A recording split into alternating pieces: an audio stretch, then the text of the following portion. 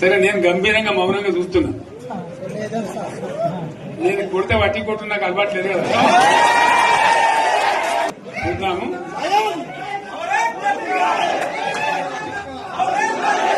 నా రోజులు కానీ అన్నట్టుగా నేను చూస్తా ఉన్నా. కానీ మనోళ్ళందరూ కూడా ప్రతిపాదిస్తుంది ఏంటంటే, ఒక సంవత్సరం జరిగిపోయింది, సంగమేశ్వర ఆన్నే పన్నది, బసవేశ్వర ఆన్నే పన్నది, పాలమూరు ఉత్పత్తుల పథకం ఆన్నే పన్నది, కాళేశ్వరం అట్లా ఎండబెడుతున్నారు, ఇవన్నీ అన్యాయాలున్నాయి. కాబట్టి ఫిబ్రవరి నెలాఖరులో ఒక పెద్ద బహిరంగ సభ పెట్టాలి, ఇక్కడ కథ చూడాలి అని జరుగుతూ ఉంది. కాబట్టి మీరు కూడా పెద్ద ఎత్తున దయచేసి ఆ సభకు కదిలి రావాలి, చాలా దూరమే ఉండదు. ఆ రకంగా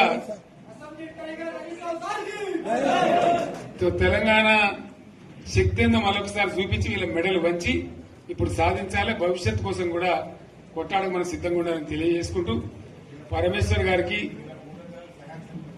అంతటి లోకమంత్రం ఇది. ₹1,00,00,000 భూమి ఇప్పుడు 50 లక్షల కాడికి వెళ్ళలేదు.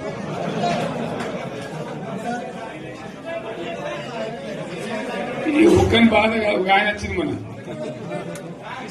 ఒక ఆయన ఒక 10 మంది వచ్చారు హైదరాబాద్కి. అందులోకి 2 ముస్లిం సోదరులు వచ్చారు.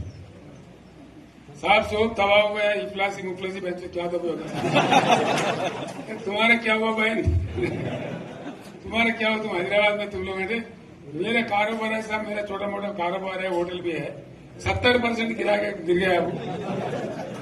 हर कोई पूछ रहे, हर कोई केसीआर को याद कर रहे सामान. వాళ్ళు మాట్లాడుతున్నారు. ఎక్కడ ప్రతి ఒక్కరు భూముల ధరలు పోయినాయి, మందు పోయినాయి, మసాలా అన్ని పోయినాయి. ఎంత మంచిగా 4 ఎకరాల రైతు నేను 4 కోట్ల ఆసాగా అనుకుంటుండే, అంత ధీమా ఉంది.